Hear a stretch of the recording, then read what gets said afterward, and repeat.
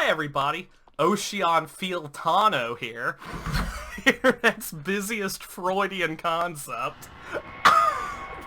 You didn't see that coming, did you? No! I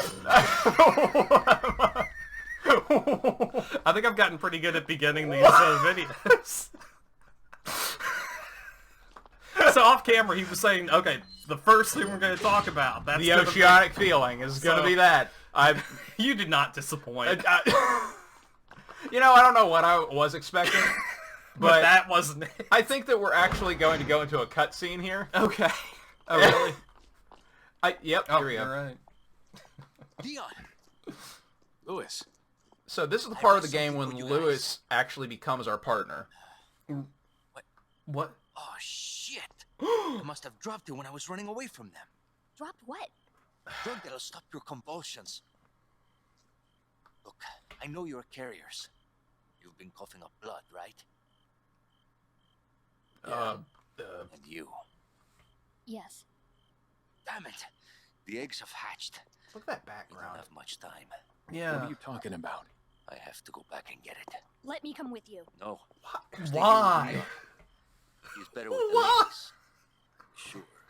He's better with the lady. Why? That makes no Why are sense. It makes me feel better. Even he's like, Let's just leave it at that. why would Ashley go back with I him? don't understand why That Ashley seems made like that offer. the worst possible idea. Why the heck? My other thing is, why are we splitting I up? wish Lucy just like looked her in the eyes and been like, Oh. no. That ain't happening. So Oshio Fantano here. This is the best thing I ever said. Oh God.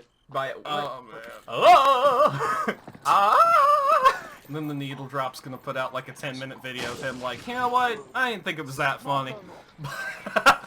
I didn't think it was that fun. Oh, if we got on the Neil drop, that'd be cool though.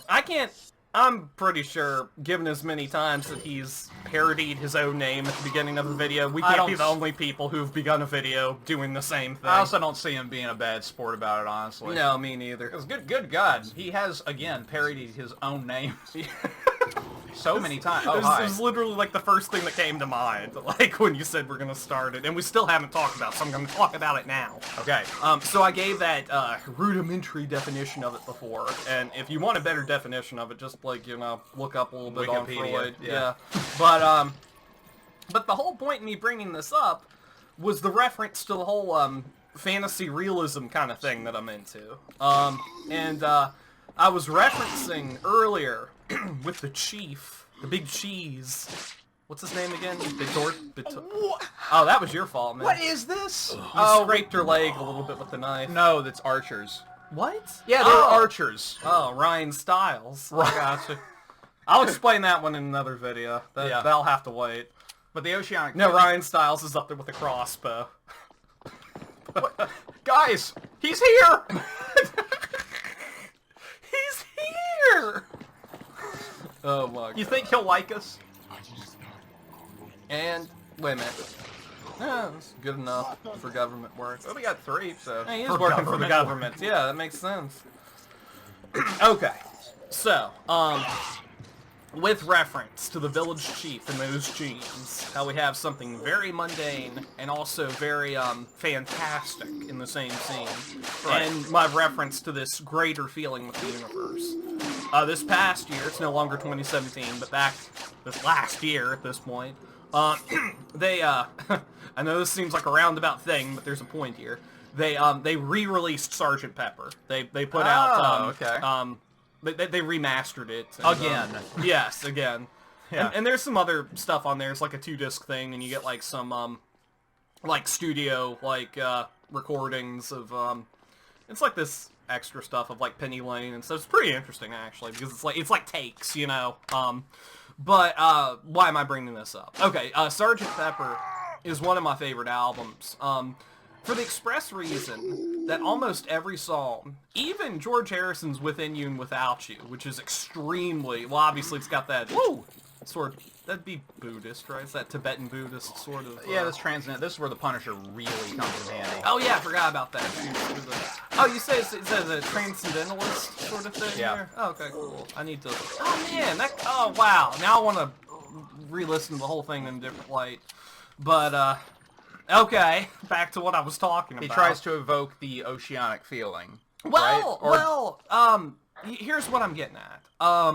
So, I don't know how familiar you are with that album. I don't know if you've ever, like... I'm actually relatively, last time I listened to it was probably a couple of years ago, but I've heard it a good many times. And a lot of people have probably heard several tracks on the album. But, and this is another polarizing thing, because anytime I bring this up, people immediately want to tell me how, the Beach Boys album Pet Sounds is superior to it. And I get why they bring it up, because one influenced the other one. Brian Wilson influenced, Paul McCartney. To put together. And then the other way around. Yeah, but, that's missing the forest for the trees, man. Those are two separate works. They're both great. I love Pet Sounds. Oh, yeah. I think a lot of people consider Pet Sounds to be their best album. Oh, yeah, without question. I would agree with that as well. But, I mean, I'm not here to talk about one over the other. However, are we about to get to that scene that I like? I think this is it, actually. Okay, I'm gonna take a step back. Because this is worth it. This is worth... yeah. Here it is. Here it is. Oh my, what was that? And?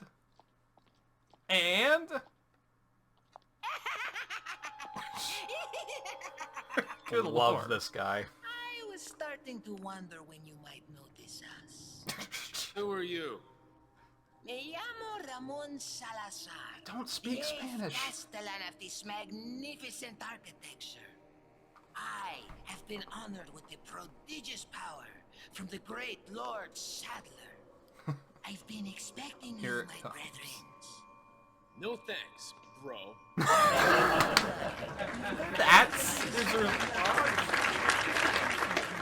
the best line in the I game. suggest That you is the surrender yourself and simply become our hostage.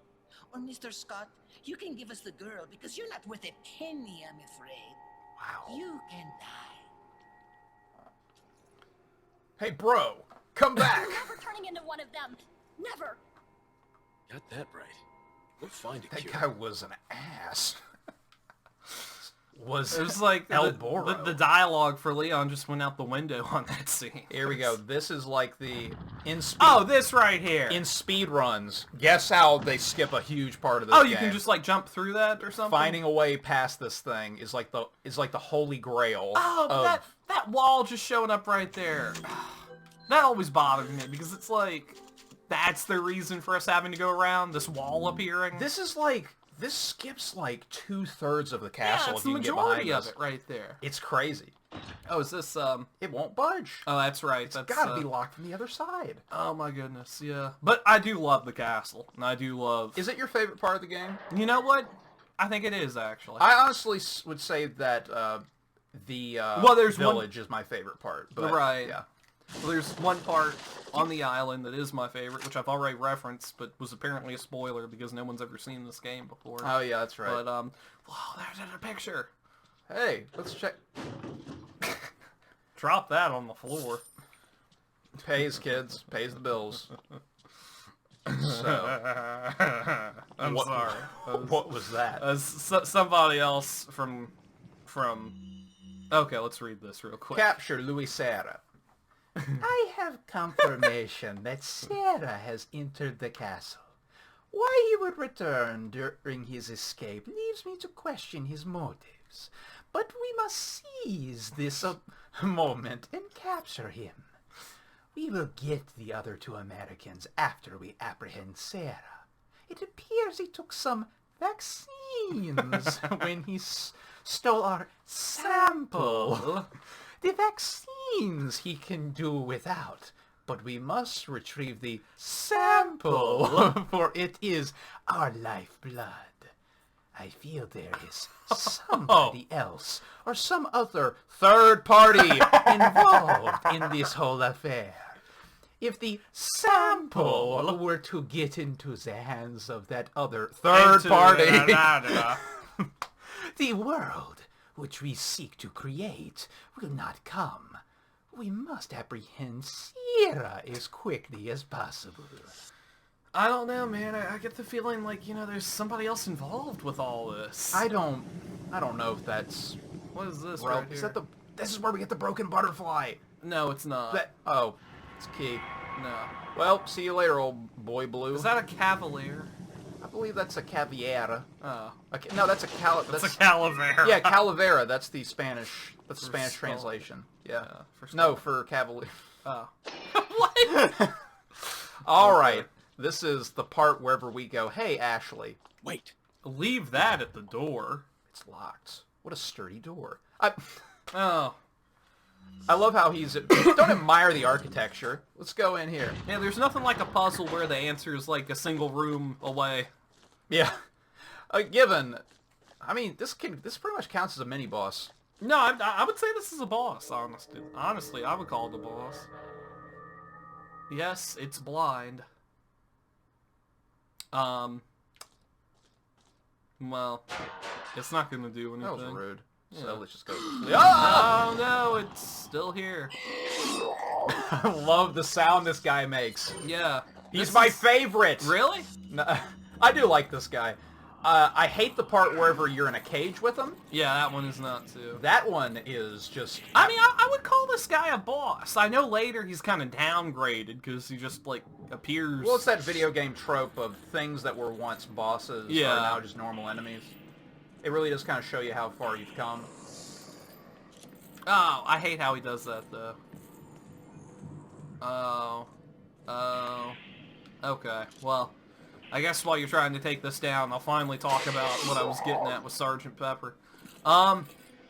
So one of the things I really like about that album, because this has so much to do with Resident Evil 4, well, I guess I could argue it does. Most of those songs, you know, with the use of, like, the harpsichords and the very, I've heard some people almost refer to the sound as Baroque at times, it has, like, a very majestic and royal sound, but the majority of the songs, you know, honestly, I would argue even Lucy in the Sky with Diamonds, the majority of those songs are about everyday mundane things. Yes. Now, the perfect example of that is Fixing a Hole. There's literally a song called Day in the Life. Yeah, well, yeah, that's... You know, but yeah, well, fixing a hole I have a whole... That's a whole other... that I gotta fix, yeah. or else the rain will get in. A Day in the Life, I have a whole completely different reading to that, and it isn't...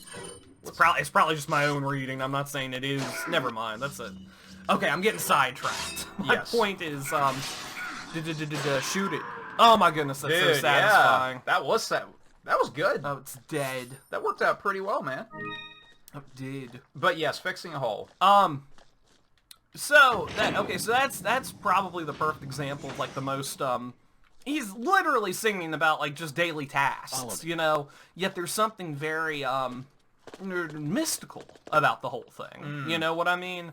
The song after that, She's Leaving Home, which, I believe John and Paul wrote that from, like a newspaper clipping they read about a missing girl, and, like, they just, like, put together... Well, actually, that's a Paul McCartney song. I remember that because, I remember reading somewhere that specific song was listed as, Paul's ability to create characters based on, you know, just like that. Reading a newspaper clipping, he put together this entire family based on what his, you know, impression of that was, which is really interesting. It really is a testament to Paul's songwriting ability. Oh, yeah, absolutely. I'll say this. I think that Paul was the best songwriter. I would agree with out of. that. I think he Yeah. was better than Lennon was. But I thought you were all on this George Harrison thing. Well, man. look, I love George Harrison, Right. but whenever it comes to Hey, kind what's of that? How do you get that? I've never noticed that before. I have never seen that before. Oh, my goodness. You can, Wow. I didn't know you could do that. Well, might as well go get it. well, I am low. Wow, I honestly have never seen that before. Me neither. Wow. This is just another reason why this game is great. I've never looked up there. I've kind of been more, I just happened to just look over there. I've been more distracted with what was going on down there. Yeah. You know? that business. But, Sgt. Pepper is kind of like my go-to for this explanation as to, you know, why I like to, I get a big kick out of finding the otherworldly or the supernatural in the mundane. I used to joke and say that, like, and this would annoy some people, surprise, surprise, depending on who you talk to. I used to like to think about, like, if your daily life was like a video game, you know, and if every occurrence that you were doing was something, you know, bigger and more important. That was a lot easier during, like, yeah. It was a lot easier during, like, summer vacations or, like, Christmas vacation, where you're out running around with friends, and you're not really doing much of anything, but, like, you're trying to, we're at the mall, and we're on some sort of mission, and, you know, it's that I get the biggest thing out of that. And a lot of the writing that I've done over the years, I've kind of based that off of, you know, the ideas of what those stories could have been, what those missions were, you know what I mean? Right.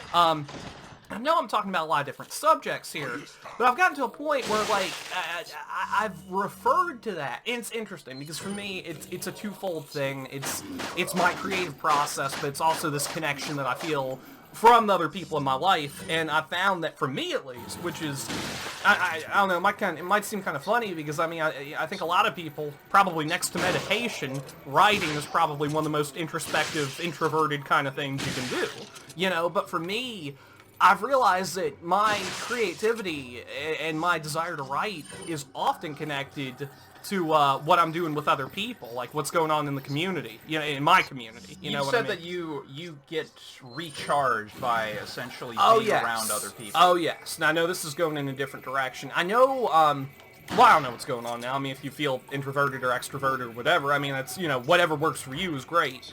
But, you know, I hear a lot of people say that they feel a lack of energy after they've been around people for a long time. You know, they feel, I'm kind of that way. Oh, I understand completely. You know, this is another funny segue, but I'm actually reminded of something that Spoonie said in his Final Fantasy VIII review. This is right after Squall leaves the training area with Quistis, and he's going back to his dorm. And this is interesting, because the game came out in '99. He did that review in, like, 2007. Yeah. And as he's running back, he jokes, well, time to take a cold shower and post something emo on MySpace. Now, you're probably wondering why I'm bringing that up right now. Yeah. That made that scene seem so much more interesting to me. I know he was mocking the game. I know that was him making fun of Squall's demeanor as being overly emotional. But... Which he is. Yes. There's no real getting around that. But I thought about that scene, you know, it's right after, basically, their graduation party celebrating their seeds. And then he goes out on Quistis with this date that just falls apart. And then he goes back to the dorm. But, like, the thought of, like... Because it was like, okay, well, that's what I would do. I'd go home, I'd get on MySpace, and I'd post something that nobody cared about. Yeah, just post your feelings, yeah. There was, like, this connection that I felt from that. You know, I mean, I know that's him mocking it, and probably mocking people who did that. But it was almost as if, okay, he's been out with friends, he's been out doing stuff with people, now he's home, he's gonna sit down, he's gonna compose his thoughts. That's probably not the best example in the world. But let me tell you something. After I've been out with people, after I've been out doing something, and I get home, that is when I feel the most creative. That is when I want to tell those stories. Right. Because you're energized by the experience. I am.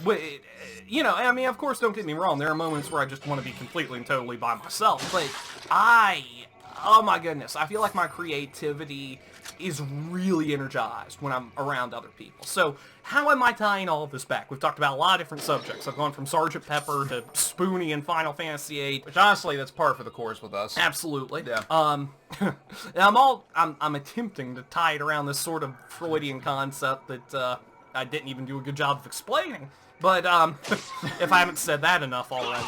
But you know, my point here is that okay.